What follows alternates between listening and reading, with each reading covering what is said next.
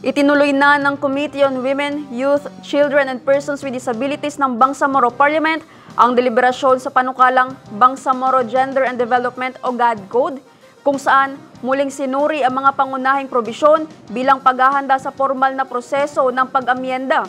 Ang detalye mula kay Jen Garcia.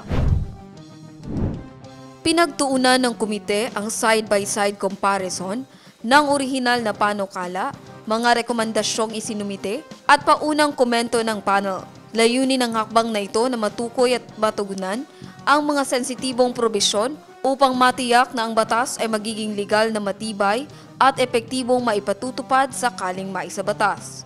Sinimula naman ngayong araw ang period of amendments on the proposed 156 Section GAD Code.